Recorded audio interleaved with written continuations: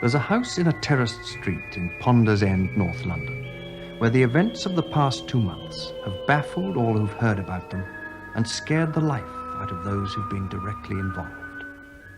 This is the home of Mrs. Peggy Hodgson and her family. At the moment, the children are being looked after by relatives because Mrs. Hodgson is ill in bed. The sequence of bizarre happenings which unfolded round these children and their mother in September have made the walls of the house rattle with the impact of flying objects and the sound of mysterious knockings. Soon a second family was drawn into the action, the next-door neighbours, Peggy and Vic Nottingham. We'd been sitting listening to the knocking, and the woman next door, she called me in. We couldn't make out what it was. I heard the knocking as I walked in the front door, but I went all over the house, checked it, checked the walls, checked everything. Just couldn't make out what it was. So in the end, I thought to myself, well, there's only one thing. I'll call the police. One of the 2 police officers sent to investigate made the following remarkable statement about what they heard and saw in this living room.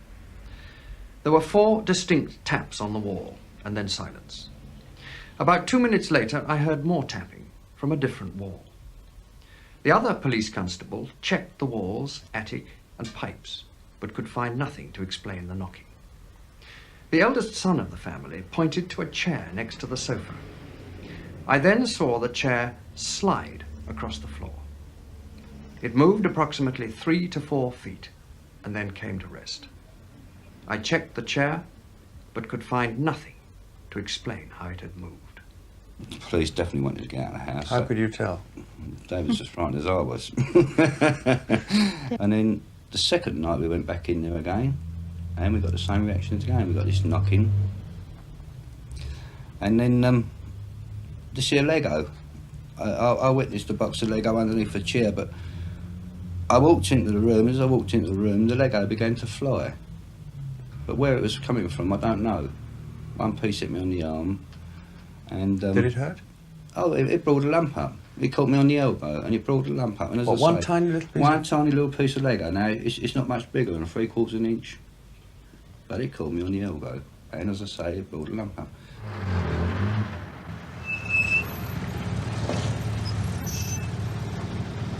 In the absence of a law against chairs that move on their own, the police were powerless to act. So the neighbours called in the man from the Society for Psychical Research. Maurice Grosse is an inventor who devotes his leisure to investigating the supernatural.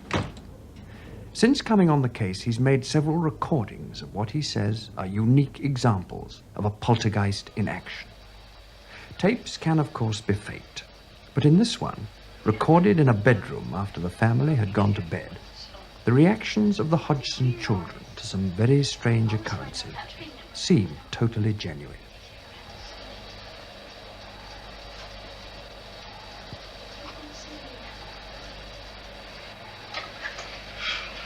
All the lights gone out. Oh!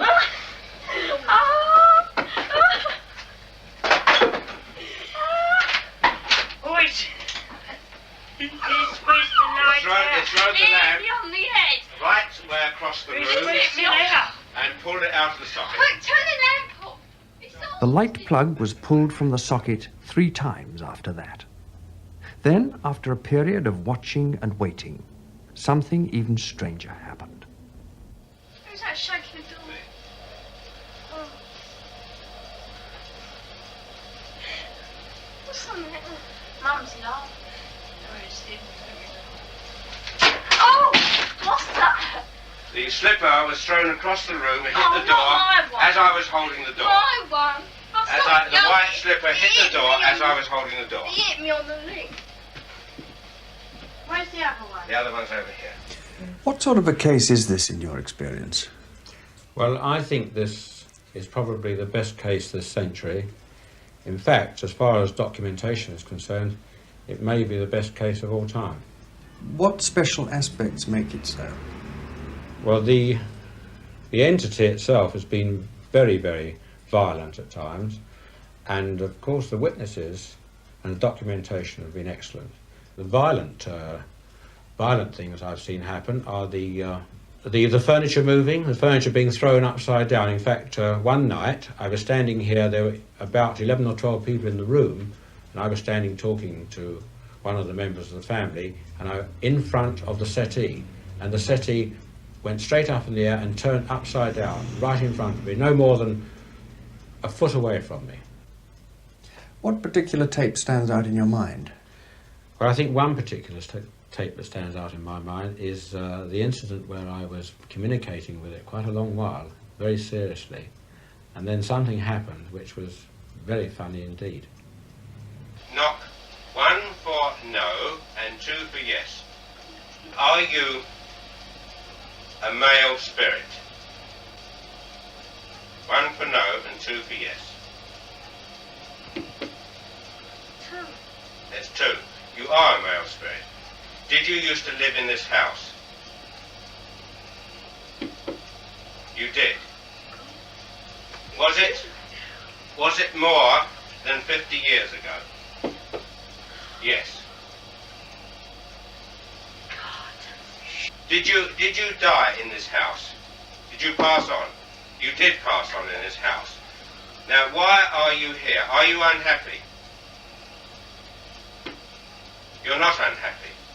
But why are you here? Is it because you want to give us a special message? No. You don't want to give us a special message.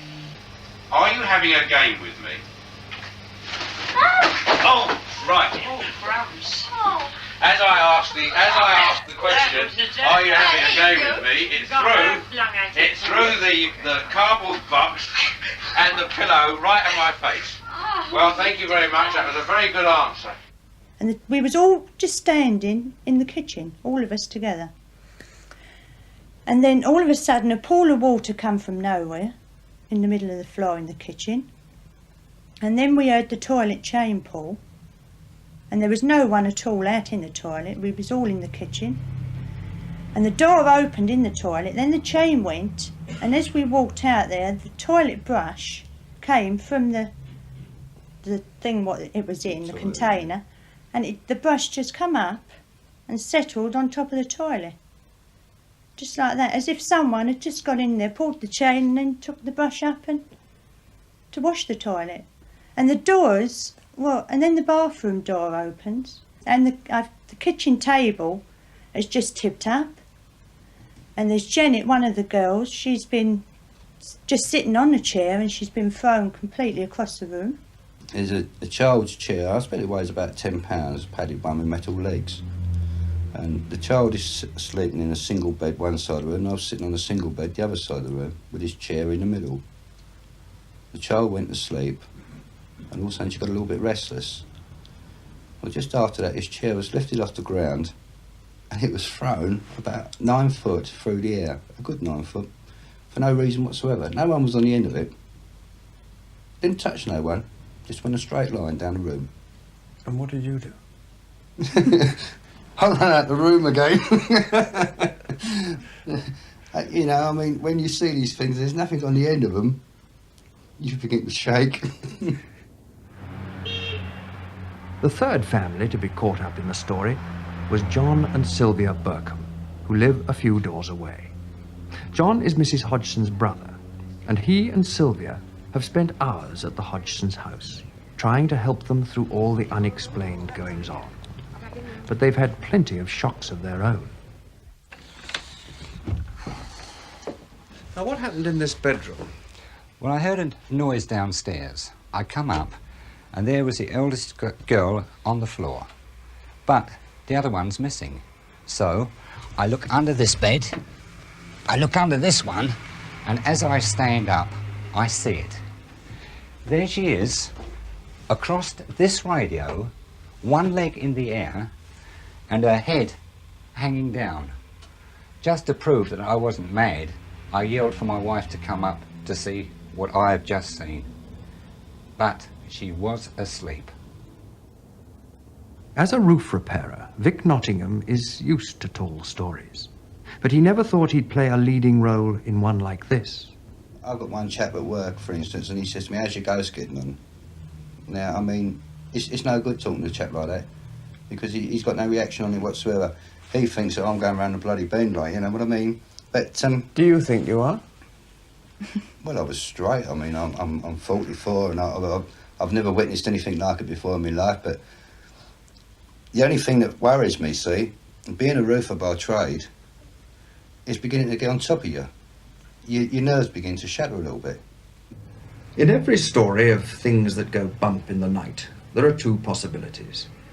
One, that it's a hoax. Two, that there's something going on beyond the grasp of the human mind. If this is a hoax, it means that some of the 17 people who've seen things have been playing an elaborate and twisted joke on the others. If it isn't a hoax, it means that either those 17 people have all been having hallucinations, including the police, or this is the best documented ghost story of all time. Can you tell me why you are upsetting this family? Is it because you enjoy doing it? You do enjoy doing it. Well, I suggest that now you've now, what does that mean? Why have you done 3 knocks? Now I ask you the question again. 2 knocks for yes, and 1 knock for no. Now, yes, that's right, you understand. Now, do you enjoy upsetting this family? You do? Well now, will you please go away? Because I think you've had enough of your jokes. You won't go away. But I would like you to go away, and go away because I think you've been upsetting this family long enough, and it's time you went away. You understand me? Please go away. Yes, you must go away. It's absolutely essential that you go away. No, you mustn't be obstinate. You must go away. Well, you must. I'm sorry, but you must stop annoying this family. You've had enough. You've had a good time. Now, please go away. All right? Please go away. I can't say any more to you now. Goodbye. Goodbye.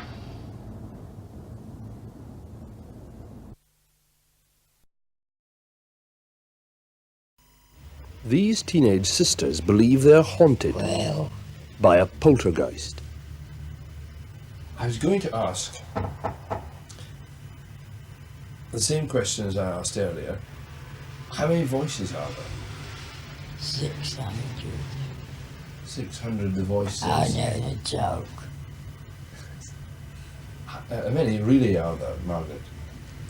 I think so far we've had 10 3. Sensible voices, but the rest of the names are absolute rubbish.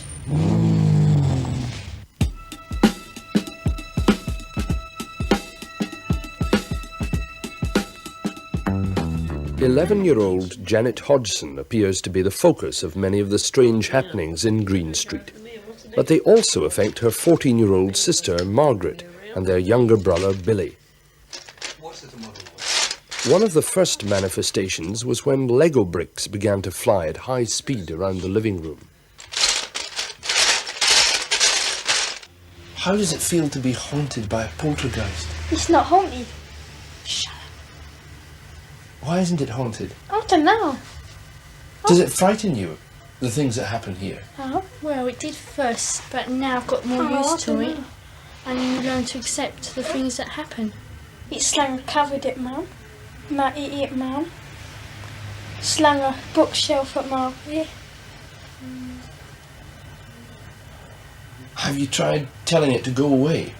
Yes, Yeah, many no times. answer, nothing. And what does it reply? No, it won't. It's staying another 6-7 years. The local police could find no explanation for the knocking either. They were even more baffled when 2 of their beat constables reported seeing an armchair levitate across the Hodgsons' living room. It came off the floor, or nearly a ½ inch, I should say, and I saw it slide off to the right, about 3.5 to 4 feet before it came to rest. I checked to see whether or not it could possibly have slid along the floor. I placed a marble on the floor to see whether or not the marble would go in the same direction as the chair did, and it didn't roll at all. I checked for wires under the cushion of the chair, and I could find no explanation at all.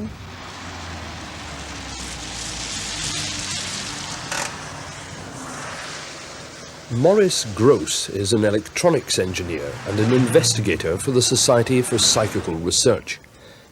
Over here was Janet, and over here, in this bed here, was Margaret. It was in the same bedroom a month later, with all the family present, that Maurice Grosse first challenged the poltergeist to talk. And this was actually the result.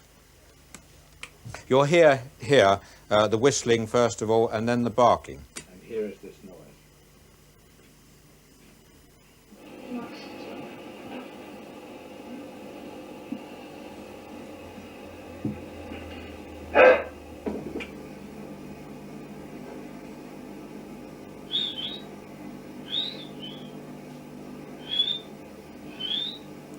The barking here is quite extraordinary, actually.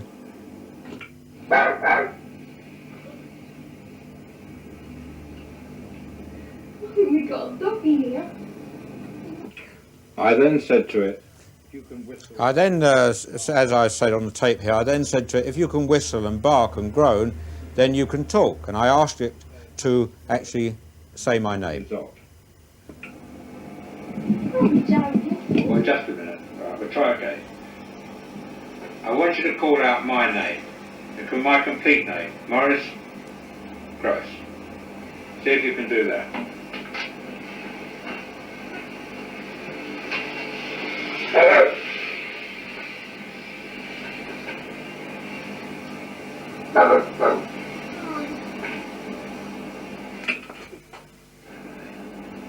Very good. Let me hear you say my name again.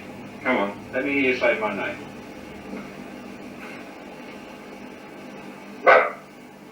Come on, my name's Maurice. Let me hear you say it. Maurice. Now that was the first time we heard the voice, and since then we've been hearing it again and again, and it's been getting louder and louder. What about the voices? When did the voices start? December the 12th. December the 12th? Yes. And how did they start? Well, one night Mr. Grosse was talking about it about 8:30. He said, all we need now is the voices to talk. And that night I went to bed. Can't remember exactly what happened.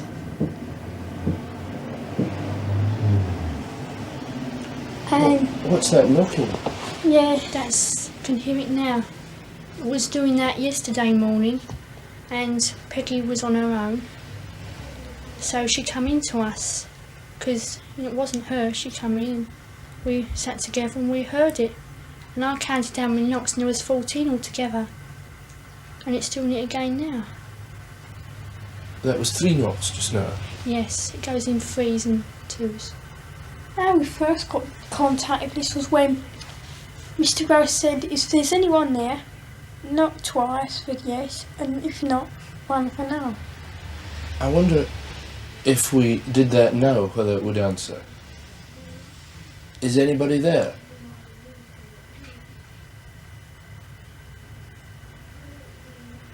Is anybody there?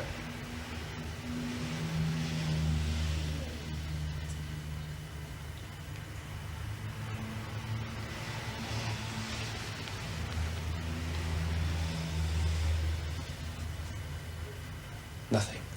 No. It doesn't always do it to order.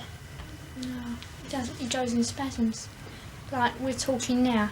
It may not now, after you've said that, but it won't do it when you want it to, straight away. No. What about the voices? They sometimes say things and make answers. Is that the voice now?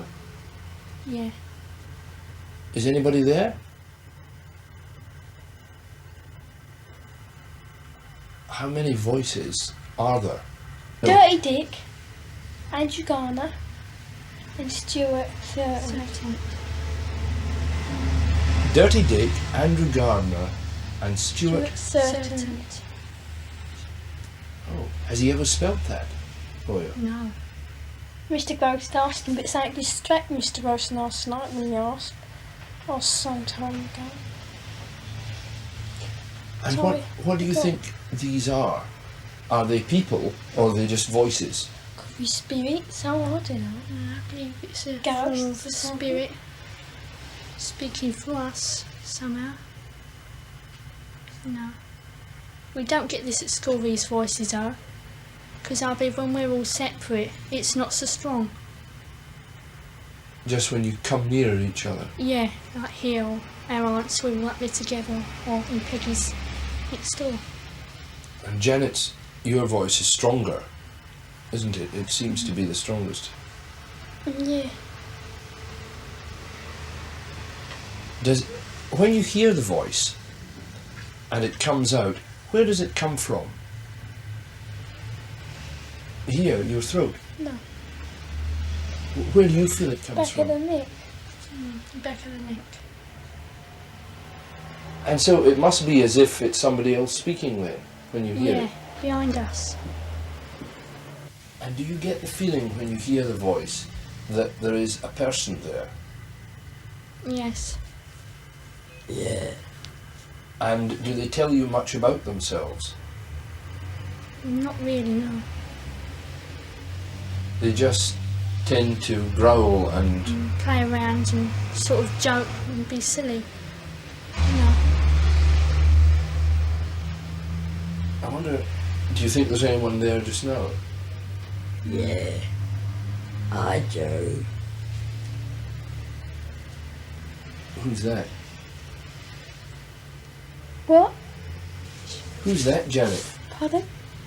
Stuart Certain. Stuart Certain, and he's one of the voices. Yeah. Why do you think he comes and speaks through you? To annoy us. Does he ever say anything nice? Well. Don't know really. Shall we Says- try and speak to him? No. We'll see if he'll speak to us. Yeah. Is anybody there? No. Who's there? Doctor Doctor Who?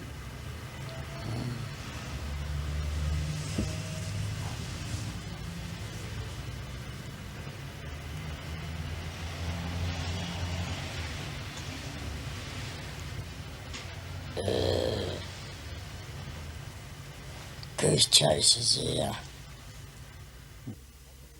Mr. Grosse, a lot of people, hearing these voices produced by the children, will simply say that they are very good ventriloquists and that this is all a hoax.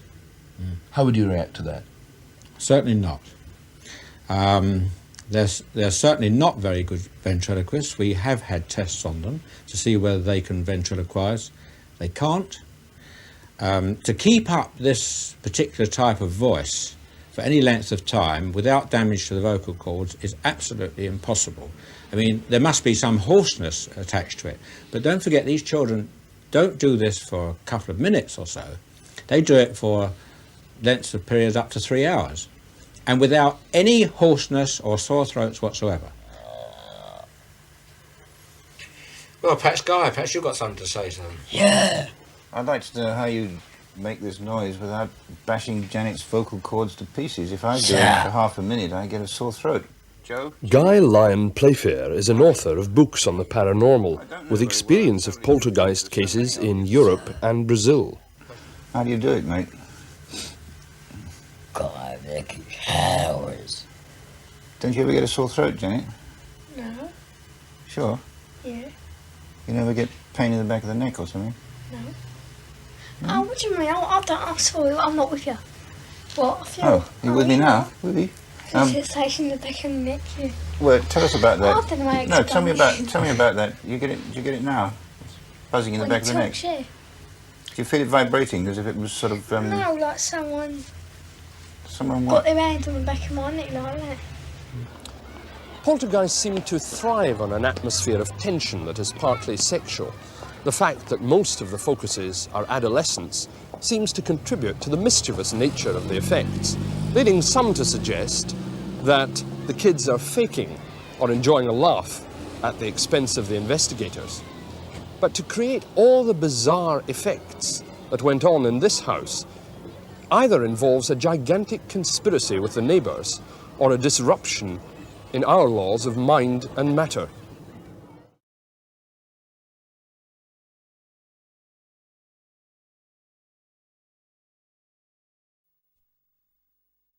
I'm invisible. I'm invisible. You're invisible? Why are you invisible?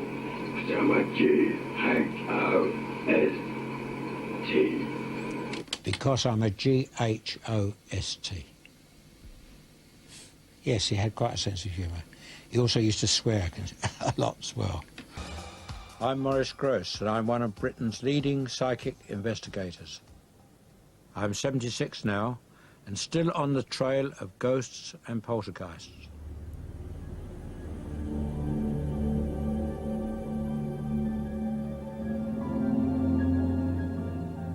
In 1977, I led a team which investigated what is now regarded as the world's most famous poltergeist case, the Enfield Poltergeist. It became world headlines at the time, mainly because of the strange, gruff voice that came from a girl called Janet.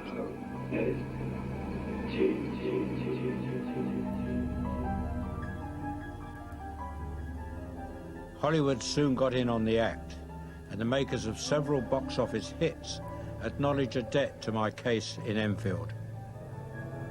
I've never been able to forget that voice.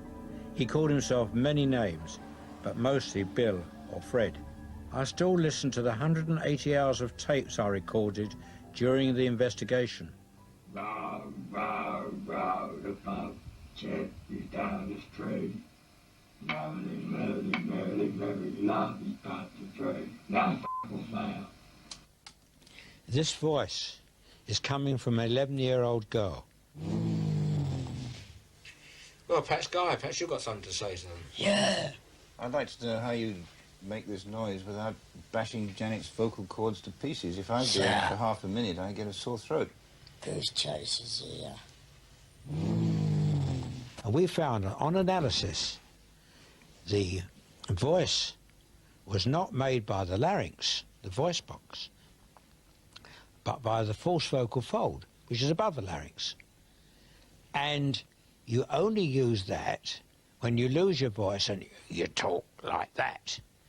Well, if you talk like that for more than a couple of minutes, you start getting a sore throat. Talk like that for 5 minutes or so and you're going to start doing damage to your throat. And yet this voice used to speak up to 3 hours at a time. Not continuously, of course, but up to 3 hours at a time without the girl showing any distress at all. Absolutely remarkable. The voice was just part of it. The girl levitated, going from horizontal to vertical in a sixth of a second. Furniture was thrown around the rooms. The house was swarming with journalists. But after 4 days, they were baffled and frightened and called my team for help. A policewoman gave a sworn affidavit of the extraordinary activity she witnessed. Even the ghost chipped in. The death certificate confirmed the truth of what the ghost was saying. Many objects materialised out of thin air. Spoons were bent. Fires broke out spontaneously in the impoverished family's home. The family had to endure practically every known phenomena in a poltergeist case. They were traumatised. They didn't benefit financially and were ostracised by many of their local community. The Enfield Poltergeist menaced that family for 18 months. It nearly destroyed their lives. I'm going back to see them for the first time in 20 years. Janet, the girl at the centre of it all, prefers to remain anonymous, but I spoke to her mother and sister. Well, here I am at this famous house in Enfield, and here you see Margaret and her mother, who were very, very involved in this case. You remember the day I first came? Yes, I remember, Mr. Grosse, and you was on the case ever since then, onwards, and you saw everything and took note and explained to us You remember when the reporters and journalists were here, how did they carry on? I could see the fear in some of their faces also, and they probably could sense that we was dead scared and wanted to run out any minute. I know I did. My sister did, I know that. I remember one of them came in and he explained to me that I'd got a poltergeist in the house. And I said, what on earth's that? And I nearly fainted when he told me. I didn't even know what it was. In fact, I don't think any of us did. And we couldn't even say the word poltergeist until Mr. Grosse from Psychical Research explained how to say poltergeist. That's me. and also what it actually meant in, was it German? Was it? Yeah, poltergeist, noisy spirit. In the meaning of it. Also, yeah. which he explained to us. What do you say to people who say to you, with you children playing around, what do you say about that? I say that's a matter of opinion. If you haven't experienced it, you're going to say that. But it did really happen. It upsets me deep down to think that they can't give us an open mind, the ones that just put it down completely. But all I can say to them is I wish they could experience the same thing as what we went through. They certainly wouldn't say it was false or fake or it was child playing or anything of that kind. The welfare of people at the centre of poltergeist activity is very important. I believe that most poltergeist activity is actually caused by very high levels of stress. Occasionally you get paranormal entities interacting with this. And this is what I think happened at Enfield. I haven't spent all my years searching for the paranormal. Like everybody else, I had a normal life to lead. When I left school, I was a commercial artist. I did 2 years apprenticeship. You can see on the pictures on the wall, well, actually, they are my pictures that I have done. I turned into quite a good commercial artist, in fact. But then the war was looming, and I joined the Royal Artillery, super heavy guns. We had to make a hasty retreat back to Dunkirk, with, of course, thousands of other troops. And we were bombed and blitzed to hell there. It really was rough going. I suppose I was one of the reasonably lucky ones. I got off on a destroyer. I met Betty at a tea dance in Marble Arch. Always very taken with her right from the word go.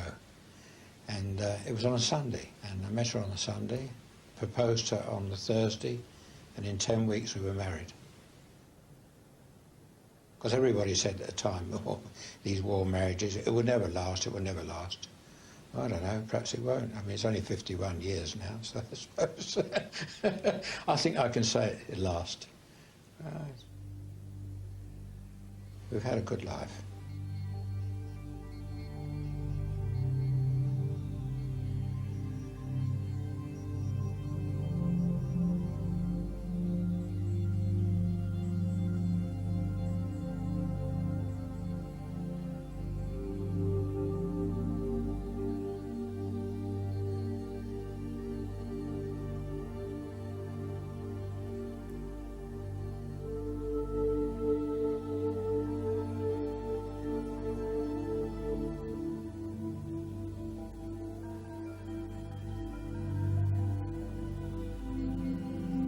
A good life, that is, until the death of our youngest daughter, Janet, in a road accident.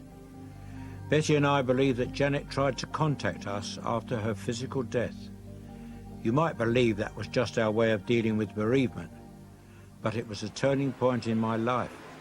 I decided to carry out serious research into the paranormal and join the Society for Psychical Research. This is now my psychic HQ. The Society is the world's leading centre for the scientific study of the paranormal. I'm the chairman of the Spontaneous Phenomena Committee. People write to us from all around the country with their strange cases, which we investigate on a non-fee paying basis. Can you recap on who he said was psychologically disturbed? He said What name of who was it? Because there's so many that's names. the covering came up. letter, isn't it? Yeah, on the covering letter. There's so many people mentioned Yes, I was there. wondering that. Expert in the early 60s and a retired university lecturer. Well, I think we can dispense with that case then, yeah.